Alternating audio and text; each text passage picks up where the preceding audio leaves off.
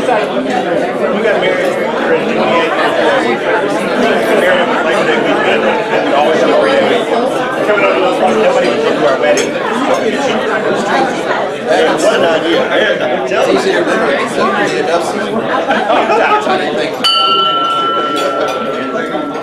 Good morning, Gate City. Hope everybody is good this morning. Again, we have a chock-full agenda, and we've got a chock-full room too. It's good. It's good. I'm glad everybody is here this morning. All right, Dad, you going to lead us off? Yes. So I do the invocation first, right? You are. We'll keep you straight. Okay. So, as you know, I'm a public librarian, and I love quotes. So, at the end of this, I'm paraphrasing Gandhi and Wangari Maathai. So, I've got two quotes there. So.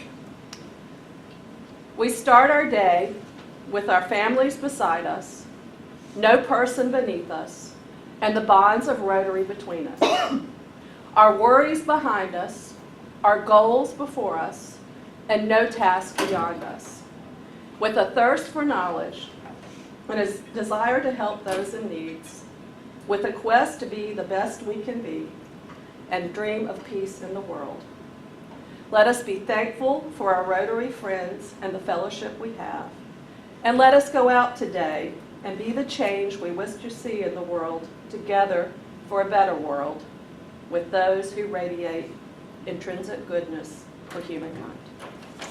So, Pledge of Allegiance. I pledge allegiance to the flag of the United States of America and to the republic for which it stands, one nation, under God, indivisible, with liberty and justice for all. Of the things we think, say, and do, is it the truth? Is it fair to all concerned? Will it build goodwill and better friendships? Will it be beneficial to all concerned? All right, well done, Beth. You nailed it. What's your Rotary moment? Oh, Rotary moment? Okay. All right, come on, Rotary moment. Rotary moment.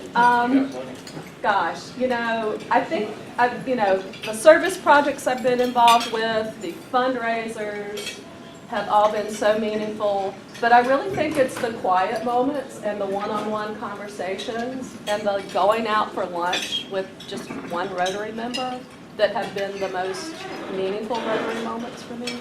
And the fact that you all have my back in here, and that just is my Rotary moment.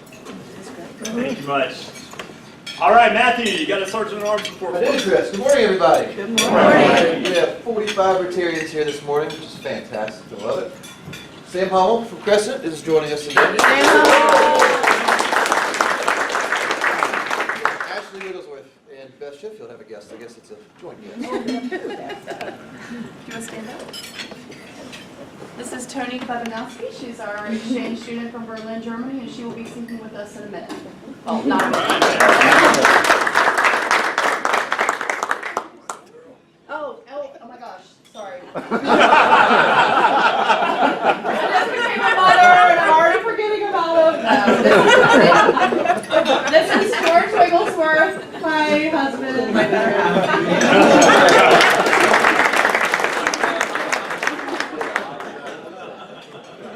All right, Gail, did anybody get older this week? Thanks, Matthew.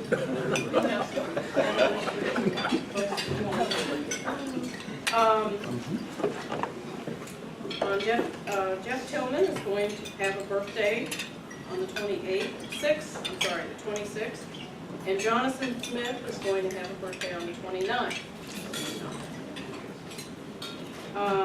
Tana Wirtz is going to have a birthday on the 26th. That's Steve Wirtz's wife.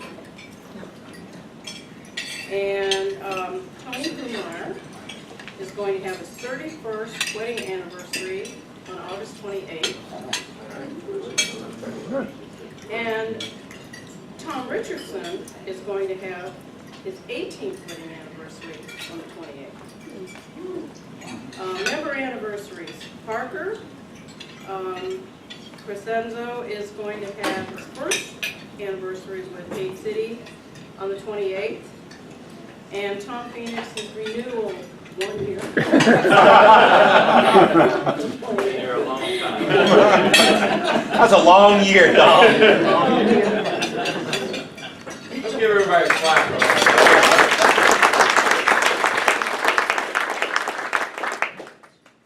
All right, like I said, we have a busy agenda today, so we'll bring the game show back next week. We'll have to skip that today. I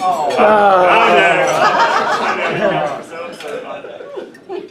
All right, announcements.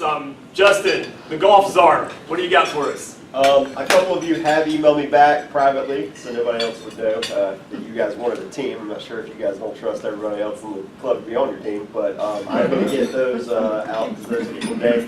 If you are interested, please let me know. Again, it's the 20th, and I'll have more information on the district one next week.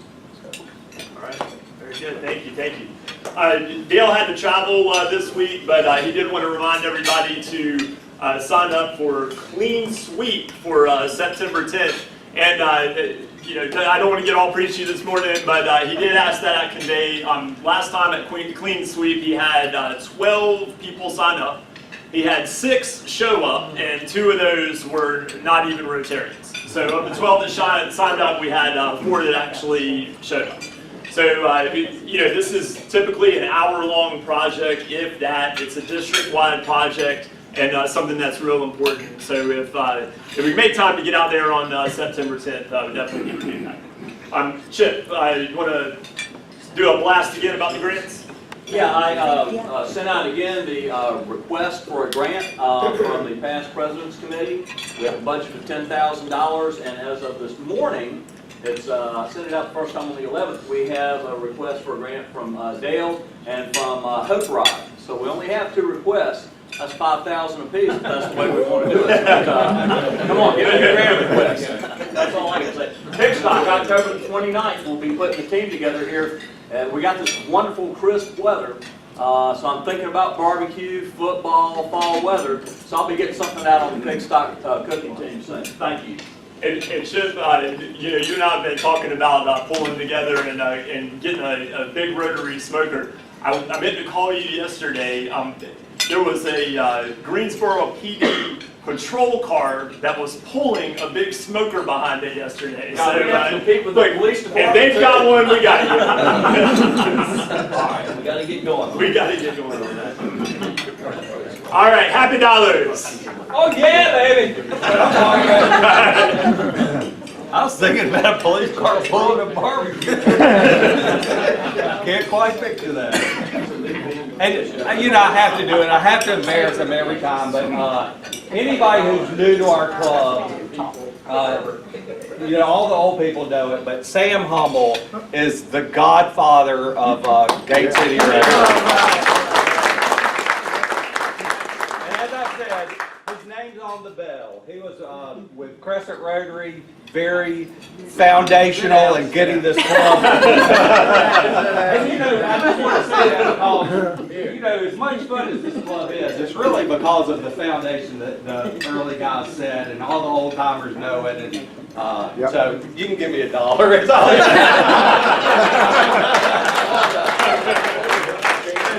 I want new people to know how special Sam Humble is. Thank you. Jim Kennedy. Soon I just got back from a 12-day cruise in the Baltic, visited five countries in those days, including a couple of spots in Germany, and Tony, you will correct me if my pronunciation is wrong, but we visited Wismar, Yeah. Plön, and Oiten Yeah. in that cruise. I can say, darf ich den Schlüssel haben? May I have the key?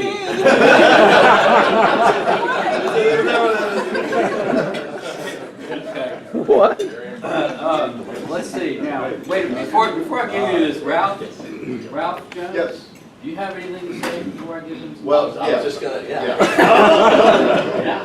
All right. Well, I'll hold that. This is hopefully we'll be raising some money for a group for camp next summer for autistic boys to do Boy Scouts, which has been really challenging. So I just wanted to put that in. My wife's working on that right now. I mentioned a couple weeks ago that I earned my eagle. I mean, my son earned it. I'm kidding. It was very difficult. It was in the paper yesterday, I believe. So I'm very proud of him. We picked up my son Charlie from the airport on Monday after 9 weeks in Nantucket at Sankey Head Golf Club. And he had a great summer and earned almost $6,000. That's funny. Lose $6,000 playing golf. Can I send my wife up there? Yeah. Don't tell her.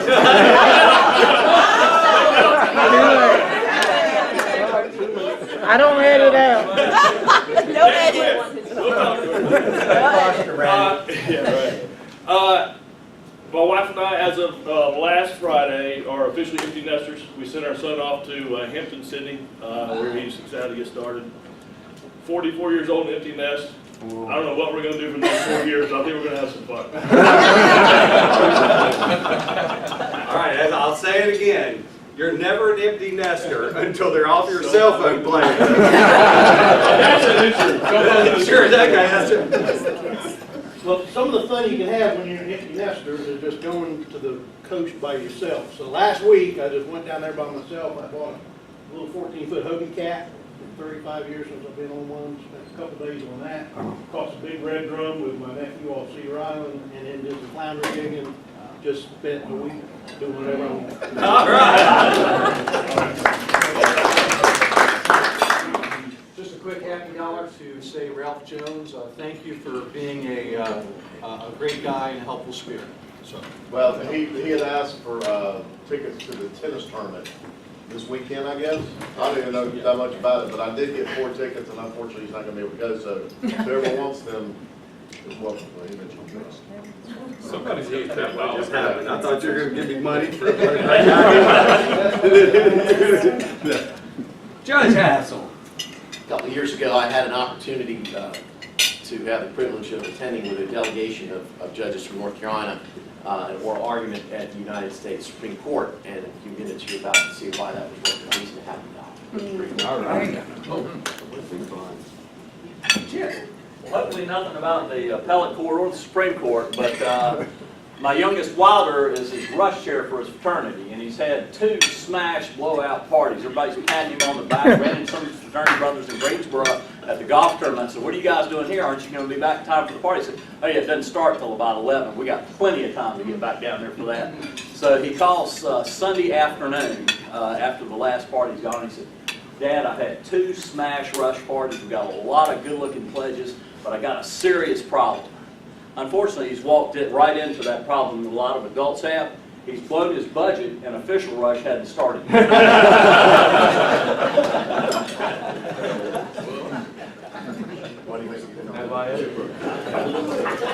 Grandpappy Lewis always said that no matter how sorry you are, you will never be as lazy as the person who named the fireplace.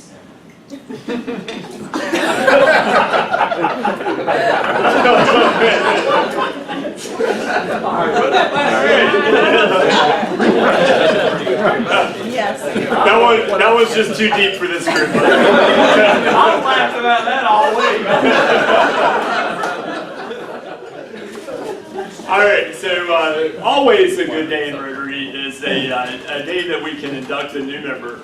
And this is the first one under my tenure, so I'm exceptionally happy about this today. Stephen, you want to come on up?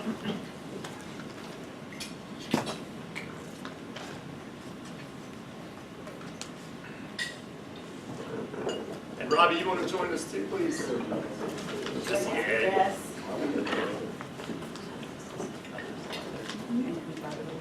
Yeah. Okay, so everybody would like to welcome our newest member, Steve Scott, and we would like Steve to put you on the spot for 1 minute. Steve is a former Rotarian. He's recently moved here. If you could just tell everybody a little bit about yourself, your family, and why you wanted to join our illustrious group. Okay, how many hours do they have? 2 minutes. Gosh, I am extremely moved. One of my earliest memories is sitting at my grandfather. One of my grandfathers was a plumber, and sitting at his desk in his little office, and under the glass was the big Rotary badge and the motto, Locomotive Rotary, and that meant a lot. When I was, my dad was a sailor, and when I was 13, we were adrift at sea following a hurricane for about 10 days.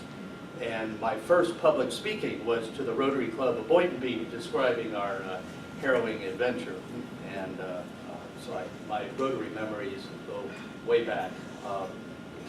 I don't know what else to tell you. I'm a South Floridian, and you couldn't get me back there. You know. And I absolutely love Greensboro, and this is such a prestigious Rotary Club, and plus you have the best Brits in town. So I'm very grateful to be part of it. Thank you.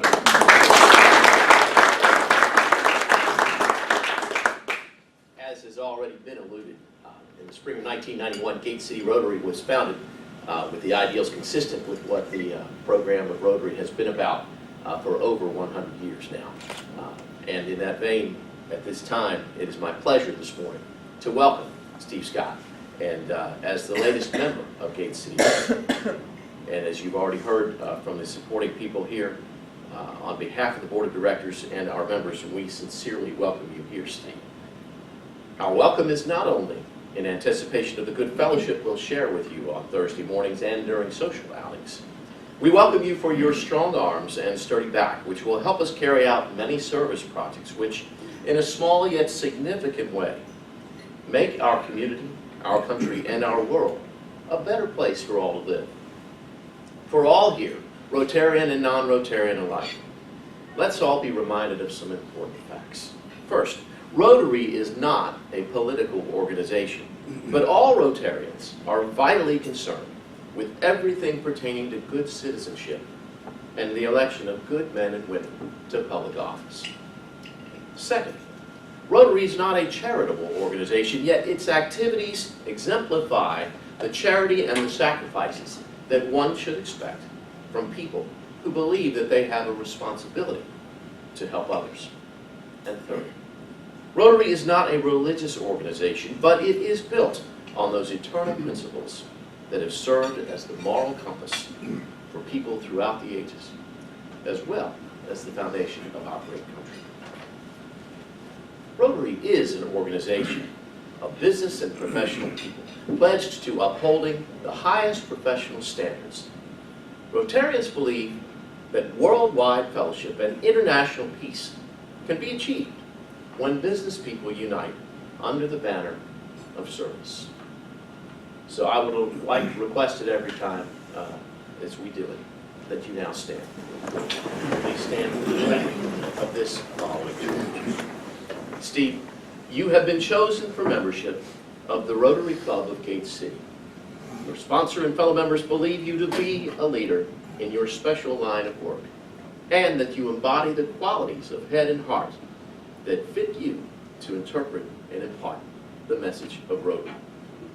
You are the representative of your vocation to this club. At the same time, you now become an ambassador of Rotary, and we rely on you to carry the principles and ideals of service to those with whom you work.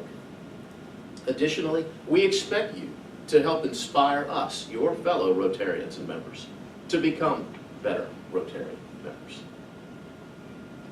And now you will be presented with this distinguishing lapel pin, as you wore once before, as befits a member of Rotary.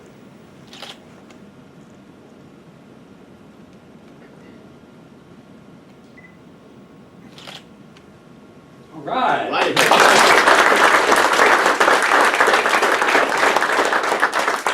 Steve, it is our hope that you proudly wear it for all to see. And also included will be your official certificate of membership and declaration of the four-way test, so you'll be reminded once again of what it means to undertake and be a Rotarian. And allow me to offer you, Steve, to offer the right hand of fellowship and welcome you once again, and let's all do so.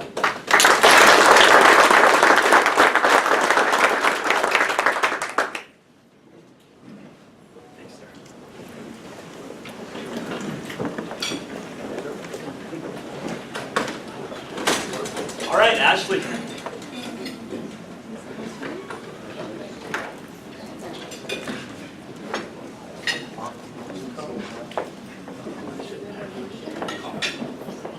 Yeah.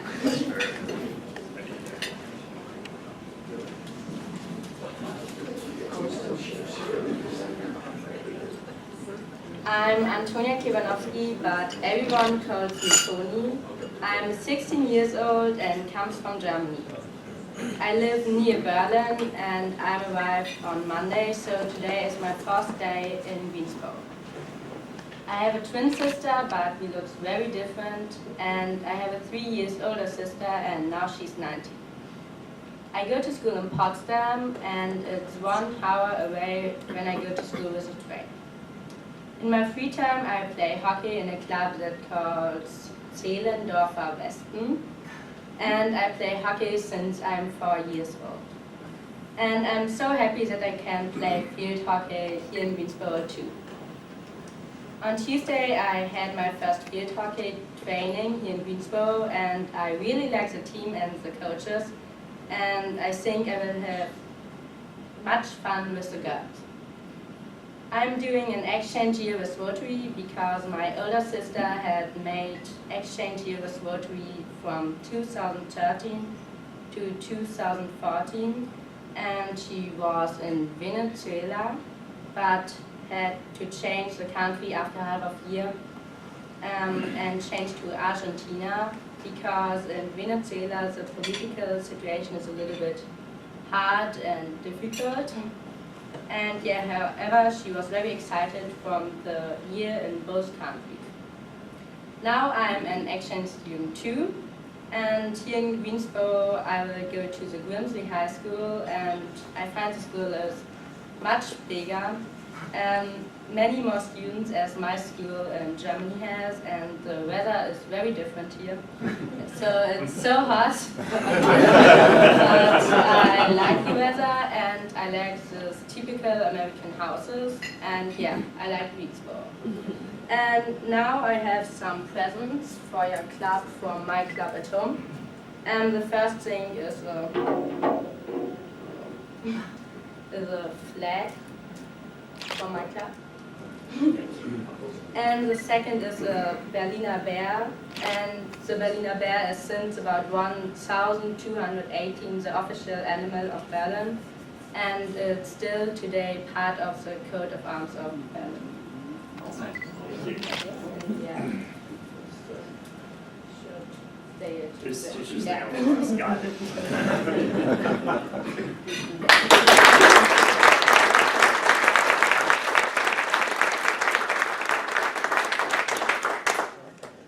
Thank you, Tony. And I think most of you guys probably know Ashley's family is hosting for a good amount of the year, and Beth is going to be hosting some this year as well. So let's give those guys a big hand.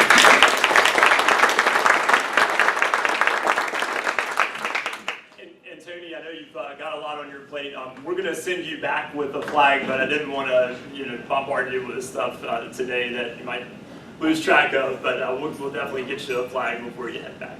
And we look forward to you being part of our Rotary year, and definitely welcome you. So thank you for being here. All right, Chip, do you want to introduce our guest? I do. As a matter of fact, I do. I have one other announcement I must make first, though, because while I was laughing at Ashley for forgetting about her husband, I was reminded very quickly that you should never laugh at someone else unless you're willing to laugh at yourself. Because I have a guest, Ken Kinka, who has been here numerous times, and I did not announce Ken. So everybody have a laugh on my behalf, and welcome Ken, please. Ken, I have about 10 things going on all at once there. But my most important mission in the morning is to introduce a guest. I went to see this fellow speak at the Clemens Rotary Club on some other business, and he was there, and I was very impressed with him and what he had to say. Richard Dietz, our speaker this morning, is a judge on the North Carolina Court of Appeals. Before joining that court, he was a partner with the appellate and Supreme Court team at Kilpatrick, Townsend, and Stockton, where he focused on constitutional law and business law issues, primarily in the Federal Appeals Court and in the U.S. Supreme Court, which makes him a pretty rare cat in the court system, I believe. So, he graduated first in his class from Wake Forest University Law School and served as a research fellow in comparative law at Kyushu University in Japan before beginning his career as an appellate attorney. He now lives in Winston-Salem with his wife Kelly, and he won't say it, but I will. He's also up for re-election, and as he says, he'll be slightly down below the dog catcher or whatever else. But please, if you like him, take the time to stick out his name when you go to vote this year. Without further ado, Richard Dietz.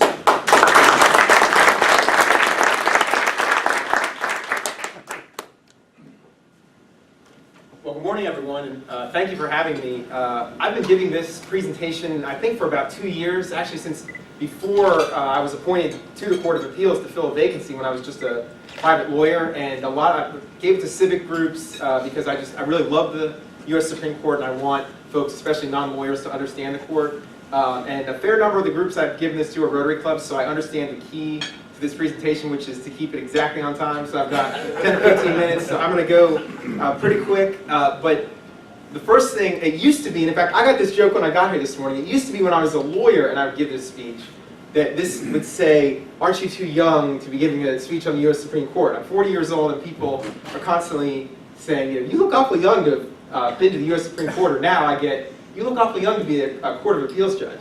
And so, but another question you might ask is, why is a state Court of Appeals judge standing up here telling you about the U.S. Supreme Court? And so instead of going over a big thing about my bio and everything I've done, I like to do this. So courtroom sketches, to me, are really funny. Here's my favorite one. So that's Tom Brady, right? That's also Tom Brady. Do you remember Deflategate and he had to go to federal court? That is a courtroom sketch. It looks like somebody from The Walking Dead, but no, that's Tom Brady. So, courtroom sketch artists do their best. So this is one of my favorite ones of me in the U.S. Supreme Court. You can see Justice Breyer, Justice Scalia, and the Chief, and then there I am. My wife calls this 60-year-old me, because it's definitely me. It looks like an old, I don't think my hair's that gray. It's just my hair. And then this is the one that I had at the front of the presentation. I love this one. My wife actually bought the original archival copy of this after the case was over. And I actually don't think it looks that much like me, but you can tell it's me. But the really cool thing is you can see all 9 justices. And but then one time when this is hanging in my chambers, one of my former law partners came to visit me at the court and said, I always love this picture, but why are your hands so huge? And I don't understand. I've got these really big hands. I don't know what to do. So the point is, I've actually stood in the U.S. Supreme Court. I've argued there. I know the court. I have many, many cases that I've handled with the rest of my team at my former firm. And so although I'm now a state judge, when I talk about the U.S. Supreme Court, I do know what I'm talking about, because there's only a few lawyers who are alive today in North Carolina that have been up there, and that was their practice. And so the next thing you might be wondering is, okay, that's fine, but why do I care about the U.S. Supreme Court? And I've got a little story about that too, which think back to the first of the Obamacare lawsuits. Do you remember this? A number of years ago. And this was a really complicated case, and I could give you a whole civics lesson on it, but the short version, if you remember, is that it was challenged saying this violates the Commerce Clause. The U.S. Constitution is one of enumerated powers, so Congress can only do what the Constitution says they can do, right? And one of those things is regulate commerce among the several states, and that was that whole argument where people were saying, making that eat your broccoli argument, where they're saying, well, if the federal government can make me buy insurance, well, why can't they pass a law that says you got to eat your broccoli every day, because that's healthy too, and that can't possibly be what the Commerce Clause was meant for. And the court said that's right. It does violate the Commerce Clause. But then Chief Justice Roberts joined the 4 more liberal justices and said, but you know what, it's just a tax. And so it's okay under the Tax and Spending Clause, because the way the Affordable Care Act, Obamacare, works is you either buy insurance or you have to pay money, right? You pay the penalty. So it's really a tax, and the way to get out of the tax is have health insurance. And so when this was coming out, a friend of mine sent me this internet meme, because we knew the decision was coming, and as I hope that short explanation indicated, it's a very complicated opinion, lots of moving parts, and dozens of pages of argument. And but if you were looking at Facebook, the minute after the decision came out, you brace yourselves, everyone on Facebook is about to become a constitutional scholar, right? All your friends, that have never argued a case in the U.S. Supreme Court know all about Obamacare, right? And we'll talk to you about it on Facebook and tell you what it means. And so I thought, maybe I'll give you some really quick facts on the court and then walk you through a case that I argued there to give you an idea of what really happens in the U.S. Supreme Court. And the one thing as I start this that's the key is the U.S. Supreme Court is not a political institution. Now, the justices have political beliefs, but the institution itself is not a political body, and that's my biggest fear, and the one thing I hope you take away from this presentation is, although there's ideological debates on the court is not about politics, and I'm afraid these days that the public thinks it's just like Congress and the president, it's just a political body. So the first thing is, I love the address, right? Because doesn't this tell you everything you need to know. 1 First Street, Washington, D.C. Right behind the Capitol, there's the U.S. Supreme Court building. As you know, there's 9 justices. Sometimes people get confused. There's only 7 justices on our state Supreme Court, but there are 9 on the U.S. Supreme Court. And of course, as you know right now, Justice Scalia has passed away. So there's only 8 justices there, but there are 9 seats on the court. And that will be filled, well, I would imagine within the next year. It could be soon, could be a long time. So the justices, some of them are kind of old. Have you seen his picture? If you remember, Justice Ginsburg fell asleep during President Obama's State of the Union 2 years ago. And of course, the media had a lot of fun with that. And then she later joked that maybe she had 1 glass of wine too many, and so on and so forth. But the fact is, they are pretty old. And in fact, I think this is up there. I think Justice Ginsburg has now turned 83. So, they're fairly old. I always have to be careful about this. I'm only 40, so a lot of people on this list look old to me. There are probably people in this room that are like, well, most of the justices I think are, spring chickens. But I think if you think about it, remember they have life tenure. So it's kind of like the cushiest retirement package you could ever have. If you're a federal judge, not just the Supreme Court, but all the federal judges, until you die or you're impeached, you keep getting paid. And you do retire when you get old enough, and then another judge can be appointed. But so as long as Justice Ginsburg wants to serve, it doesn't matter how old she is. She can keep serving. So 2 charts. These are, I know it's early in the morning, so I'm going to go through these real quick. But sometimes you hear about how divided the court is. So I took, this is not this past term when Justice Scalia passed away. I used the term 2 terms ago when the court had all 9 justices. But so that bar over there, unanimous decisions. Then that smaller one, that's almost unanimous. We have just 1 or 2 of the 9 that disagreed. And then this one is kind of closely divided with 6-3, 5-4s. So if you add those 2 together, it's basically double that one, right? So most cases are basically unanimous. I mean, the division that you seem to hear about in the media is not really there in most cases. And then another thing is you sometimes hear how politicized or conservative the court is. So again, there's 3 bars. The one on the far side over there is what you might call the judicial conservatives. So that is the Chief Justice, Justice Scalia, Justice Alito, Justice Thomas, and then Justice Kennedy, who they call the swing justice. And that's because he's kind of a moderate, and there's also 4 judicial liberals on the court, so wherever he goes, he swings. That's the 5 votes you need to win a case. And so that's the conservatives. Then the next one over would be the liberals, Kennedy siding with the liberals. And then the last one, some other combination. It doesn't even break down along that typical conservative liberal ideology. So again, add those 2 together, it's a lot more than the conservative bar, right? So the court, in most cases that are closely divided, is not deciding them along ideological lines. Okay, so the case I'm going to talk about, and this is really amazing to have Judge Hassel here, because as he mentioned, and remember, this is what I'm a private lawyer, so I want to impress North Carolina judges, like Judge Hassel, right? So I go up to argue this case in Washington, and by total coincidence, a group of Superior Court judges from North Carolina are invited to go observe an argument at the U.S. Supreme Court and then meet with Justice Scalia and talk about court issues and things like that. So he just happened to be up there by total coincidence on the day that I get to stand there and argue with the justices. Unfortunately, it went okay for me, I think, at least. And so, I made a good impression on a bunch of judges down here in North Carolina, too. But so the story of Bruce Abramski, he was a cop. He bought a gun for his uncle. So he had just a law-abiding uncle, lived in Pennsylvania. He bought the gun for his uncle in Virginia because his uncle said, I don't know anything about guns. And Bruce, cop said, don't worry, I'll find the right gun for you. So he buys it, passes the background check in Virginia, takes the gun up to Pennsylvania, picks his uncle up, takes him to a gun store, fills out transfer paperwork, has his uncle pass the background check, sells him the gun. Everything he did is legal. There was nothing wrong with the way that Bruce sold the gun to his uncle. The problem was there's this form when you buy a gun. And one of the questions on the form says, are you the actual buyer of this firearm? And see, when Bruce filled out this form, he thought, well, of course I am. I'm standing at the counter paying the money, having the background check. I'm going to go to Pennsylvania later. I'm going to be a seller there. My uncle will be the buyer. He'll fill out the paperwork. He'll do the background check. He'll pay me, and so on and so forth. The problem is the lawyers in the room will tell you that's not how lawyers and judges think. The actual buyer is the person, sort of a principal agent, legal setting, who's really going to get the gun at the end of the day. And so the way the Clinton and Obama administrations have interpreted that question is the actual buyer, if you're planning to sell the gun to someone later, and you say you're the actual buyer, you're lying on a federal gun form, you're committing a felony. So here's why it matters. Have you ever heard the term straw purchasers? Straw purchases? I mean, what they're trying to prevent, and everybody wants to stop straw purchases. This little logo is from the gun manufacturers lobby. Even gun manufacturers don't want straw purchases. That's where somebody's not allowed to have a gun like a felon. And where do most felons get their guns? It's not the black market. It's not stealing them. They just find somebody they know who's not a felon and say, hey, go in and buy the gun and then give it to me. That's a straw purchase. Straw purchase is bad. The thing is, and this is a Carter administration era circular of the 1970s, the way federal gun laws are written, buying a gun for somebody else who's a law-abiding citizen is okay. And in fact, some of you might not have thought about this, but you know this if you think about it. Because if you have, say, a hunting rifle at home, and your neighbor came to you and said, hey, I know you got that gun sitting around, you ever going to use it? I'd like to buy it, maybe give it to my son, and you just sell him your shotgun, right? You don't have to go do a background check on your neighbor. You don't have any forms to fill out. He gives you some money, you sell him the gun. And that's the way that it works. Of course, states can have their own laws. So here in North Carolina, for example, handguns, there's a permitting requirement. But for long guns, nothing at all. Just the federal laws which say you can sell the gun to your neighbor. You don't need to ask any questions or anything like that. So what changed? The 90s. Everybody recognizes that guy, right? So that's President Clinton signing the Brady bill. So if you recognize that guy, that's Jim Brady. James Brady, if you remember, was Reagan's press secretary. And then when Hinckley tried to assassinate Reagan, he gravely wounded Brady. And he survived, but he was crippled. And he went on to become probably the most vocal gun control advocate in American history.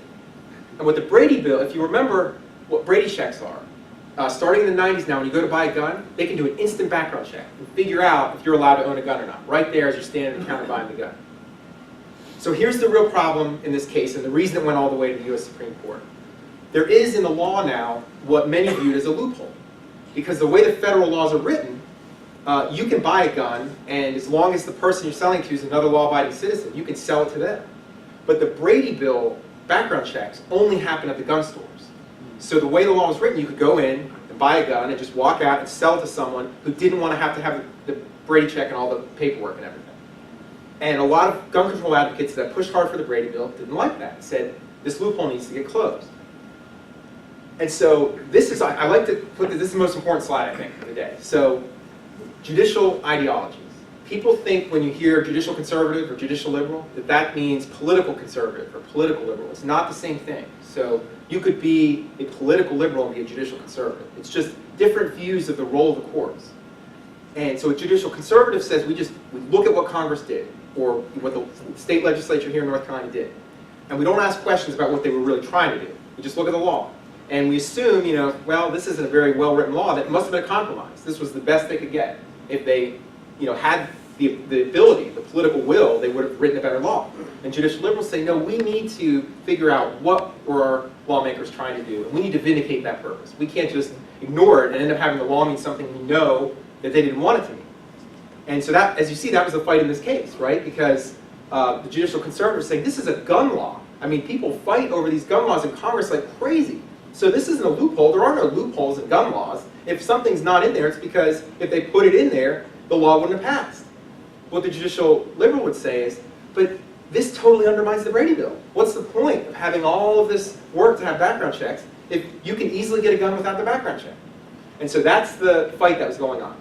And let me skip oral argument, but if you want to, you can go on the website, you can listen to me getting grilled by Justice Sotomayor and Justice Kagan, and then you can listen to the government getting grilled by Justice Scalia and the Chief Justice. And then 5 months later, I lose the case. I lost 5-4.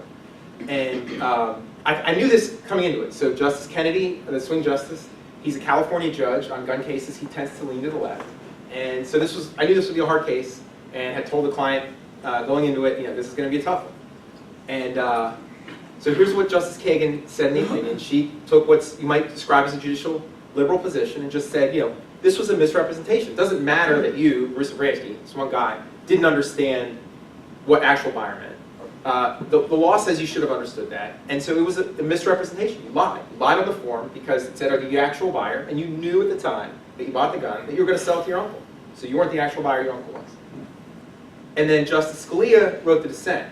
And I love this. He was an amazing legal writer. And I love this. He could take things and write it in a way that anybody can understand. And this is what he said. He said, so if I give my son $10 and tell him to pick up milk and eggs at the store, no English speaker would say at the store, sells the milk and eggs to me. Right? So his point is, if you're just an ordinary person, that you don't think this way about actual buyers, that's something lawyers might think about, but the law ought to be for regular people.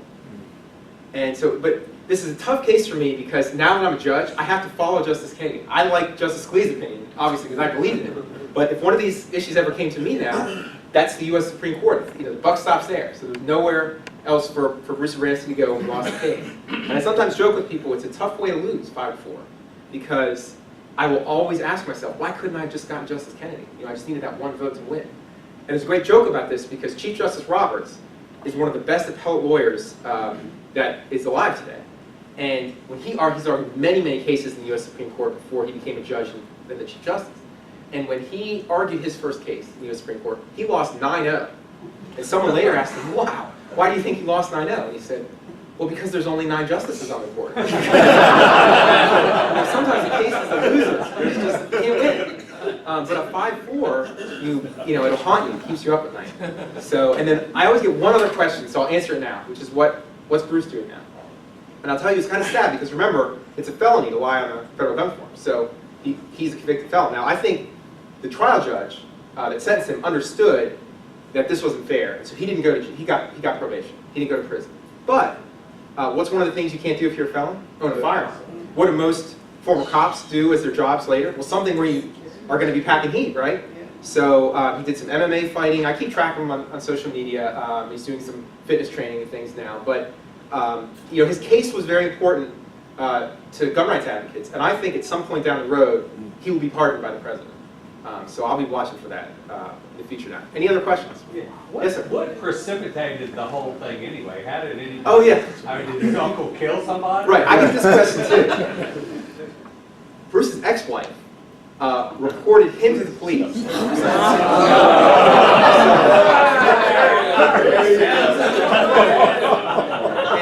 so what happened was, it wasn't for this, it was for something else. But the police, when they looked into it, they found, as they were looking at his records, they found the check that his uncle wrote, which said, you know, money for the gun. And so they could see that his uncle, at the time he gave him the money, knew he was paying for the gun, and that meant Bruce, at the time he bought the gun, must have known that he was going to give it to his uncle, and therefore he wasn't the actual buyer, and that's how the case came about. Yes, ma'am. Well, after they spent all this money, all the litigation, and all the hassle that everyone went through, why don't they just change the form? Well, they have, there's guidance, because as you can imagine, think about if you've got a son or daughter that's going to start hunting. I mean, where do they get their first firearm, right? Well, you give it to them, right? And so there are exceptions. So gifts are an exception. If you give the gun, if you buy a gun knowing you're going to give it to somebody, it doesn't apply to you. Another one I think is funny is, have you ever seen Republican Party in particular, if you often see the Republican Party does like raffle, have you ever seen like a GOP event somewhere and they're raffling off some kind of gun or something? So I think, again, the power of political parties, there's an exception for those raffles. So if you're buying a gun, you're going to raffle it off, then it's okay. But Bruce Abramski still would commit a crime if his uncle had paid him for the gun and he bought the gun for someone. So yes, I mean that's, but you're right, the form can be clarified as well, right? And they have added there's clarification there as well. Ultimately, if Bruce and his uncle hadn't gone through the system and passing the gun to the uncle for the background check and everything, the uncle might have been guilty of the background check, but Bruce wouldn't have been guilty of anything if you just given the gun to him. Is that correct? That's right. If it was a gift, right, then there's no... You could write the check as next year. Yeah. And if you listen, when I argued the case, I made a big point out of it, because I said, what's the difference between the gift and someone paying for it, right? Why should that matter? So, yes, sir. What happened with the uncle? Was he charged with any crime? No, because he didn't commit any crime. I mean, when he filled out the transfer paperwork and passed the background check, that was all legal. So he didn't do anything at all, and that's, in fact, the whole thing was fine, except for that one question on the form. Are you the actual buyer? That was the only thing wrong with it. If Bruce had gone to the firing range and fired one bullet through that gun, then he could have said he bought it for himself and then resold it. Right, so you should have been standing with me when I argued this. Right? Or is it another way to say it is, what if his uncle gave him the check, he's like, okay, I bought the gun, then he walks out of the gun store and he's like, this is a great looking gun. I actually like this one. I'm going to keep this one. Later I'll buy my uncle a different gun and then sell it to him. So where's Bruce's wife and how can we avoid her? Thanks, Mark. Probably completely off topic, but be honest, are there any like backcall wagers or anything to see if you can get Justice Thomas to talk? Right, so for those of you who don't know, if you listen to that argument, I'm just getting hammered for half an hour by the justices. And then when the government got up, the Deputy Solicitor General that argued the case for the United States, he's getting hammered by the justices. Except for one thing, Justice Clarence Thomas doesn't ask questions in argument. But one interesting thing about this, that doesn't mean he's not paying attention, because when you're standing there, and in fact Judge Haslett can can tell you about this, he will turn his chair, when Justice Scalia was still on the court, they were very close. He would turn his chair and they would talk during the argument. So as I'm making my argument, I see Justice Scalia and Justice Thomas talking to each other. Then Justice Scalia would ask a question, I'm thinking now, did this just come from something that's Oh, no, die. Judge, talk a little bit about your transition personally from being on the presentational end to the receiving end of an appellate oral argument and how that has changed for you and what that's been like. Sure. Yes, as you can imagine, so most of my career, I was one of the best appellate lawyers in North Carolina. And so I stood at podiums and argued cases a lot, including at the State Court of Appeals, where I'm a judge now. And so there was nothing stranger than the first day that I put on a robe and came out and sat on the bench, and some other lawyer went up to the podium, and then I started asking the questions. But the one thing that the other judges always comment about is I grew up in kind of the federal system where we ask lots of questions.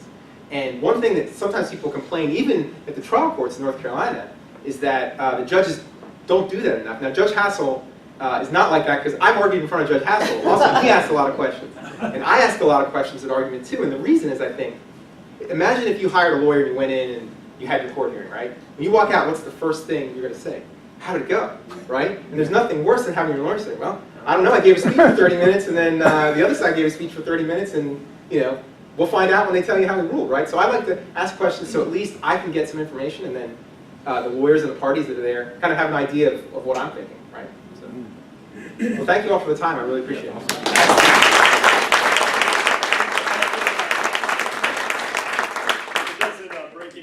And we're not getting far.